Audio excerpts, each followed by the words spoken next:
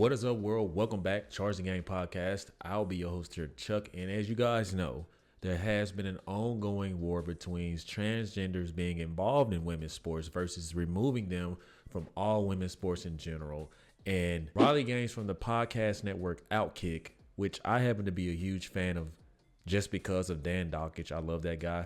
She is calling upon Simone Biles, Caitlin Clark to fight this war. Let's see what she had to say, guys. Make sure you subscribe, hit that thumbs up button. Let's go. So as you guys see here, Riley Gaines calls on Caitlin Clark, Simone Biles to stand against transgender athletes in women's sports. Now, we do know that this has been a humongous movement dating back from the 2020, 21, 22 and on up until now, guys. I mean, in my opinion, I think that this has gotten a bit out of hand from everything being involved within this movement to what we are normalizing. I mean, in my opinion, I just don't see how a woman can cross sports and compete with men, which we really don't see like that. But men can go over and transition, right? Not going to take anything from someone who was naturally born that way. But I do think that is a disservice to the women who play sports, American sports, and sports in general across the world, in my opinion, for men who did not place a good placing in male sports, but they're number one across the boards and shattering records in women's sports. I feel like we just got to be honest about it, guys. It's simply not right. And why do we wait until 2020? Let's just say 2020, where this has never been normalized, guys. I'm talking about since your grandfather, their grandfathers, the list goes on, guys. People didn't say, hey, that's not right, okay? But we've been so caught up in today's time to where we normalize things that seem a little bit crazy, like a man being able to compete in women's sports.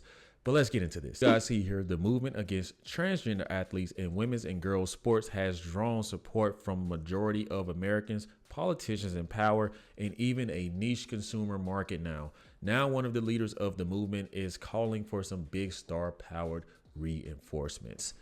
And those reinforcements are Simone Biles, who we all know is just a super phenomenal gymnast. I don't know how many Olympic medals she has, if I'm being honest. I don't really follow gymnastics, but we all know who Simone Biles is. Simone Owens, because she's married to Jonathan Owens, who is now on the Chicago Bears, and Caitlin Clark, right? You want to use polarizing figures in sports to just relay a message and just hope that we can create a little momentum from people with big platforms and have a huge following. Now, one of the leaders being named in this is Riley Gaines. You will see mentioned throughout this article, has been one of the most active advocates of the movement, dating back to her infamous tie with transgender swimmer Lia Thomas at 2022 NCAA championship. In 2024, Gaines became the first brand ambassador for the activist sports brand XXXY Athletics. Now, guys, who is Riley Gaines? For those who do not know, this is Riley Gaines, man. I do watch the podcast network OUTKICK. Huge fan of Dan Dockich. I do love what they're doing over there at that channel.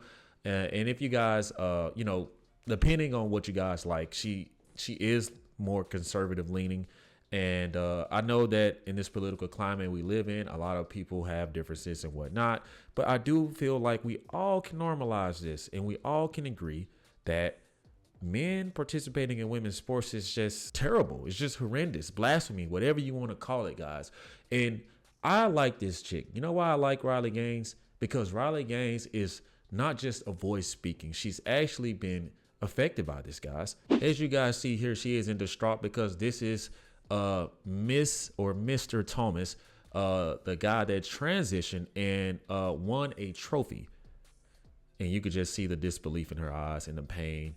Of course, I feel like any female that's training their life and their guts away to become good at a sport, and then a man comes in and pretty much annihilates and shatters all the records, then you too will be looking like Mrs. Gaines. So it looked like this happened back in 2022, where it says Gaines tied Thomas for 5th in the 200-meter championship and was taken aback when the NCAA awarded a trophy to Thomas, but not her. And this is just the time that we live in, guys. I mean, they want everybody to feel included. Diversity, equity, and inclusion. And I feel like, guys, something that started off as something minuscule and just slowly but surely, the snowball effect, just more and more momentum, it got bigger and bigger and bigger and bigger. You got to include this person, this gender, this male, this female, this pronoun, this cat, this dog. And it's just, hey, you got to be careful, because things like this, not only does it spill over, it spills over into categories that it doesn't need, like men competing in women's sports, right? And I feel like we've just made this so normal, right, to include everybody. Everybody should be awarded.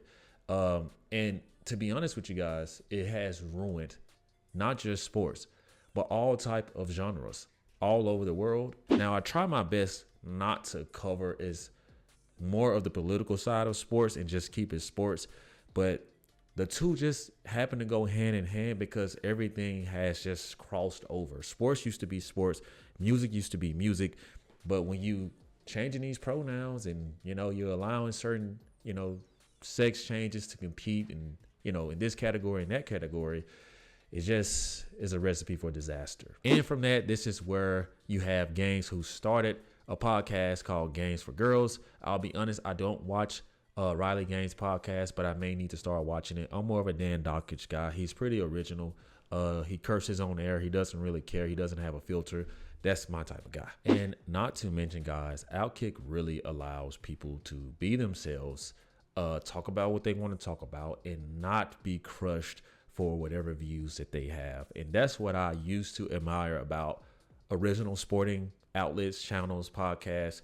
It just seems like you can't do that at the big major networks like Fox Sports, ESPN, and people that allow you to have a platform to speak for yourself is why new media is destroying old media. Now, if we look further down the article, you'll see where she's hinting at these top athletes who have not spoken out yet by saying we don't have any currently competing top tier athletes who have spoken out. I think that's an illustration of how far we have to go. It should be normal for them to stand up and say, I will fight for the protection of women's sports, and yet they haven't, because I think a lot of them are afraid of being called terrible names.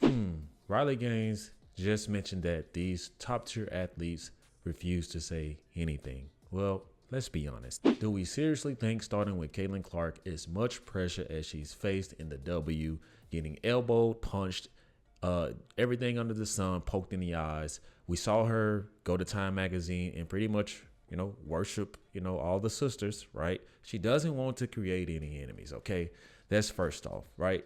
So you have to look at everything that she's going through and just seriously ask yourself, like, would you want to do that in that position? Not everybody has the courage to go out and just pretty much be like, hey, this isn't right in women's sport, and be the one target out of hundreds of all kinds of women from all over the world in one sport, in the W, coming at you. Come on.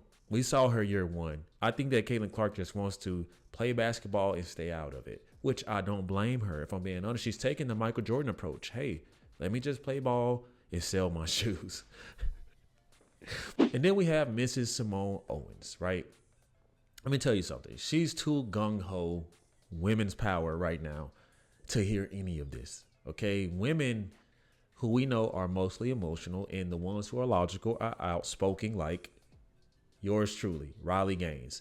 And you're not going to get Simone Biles to go against women.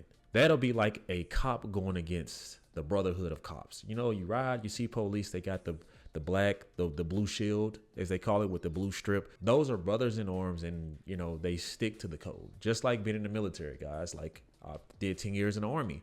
I looked at everyone like my brother and would protect them with my life, and vice versa.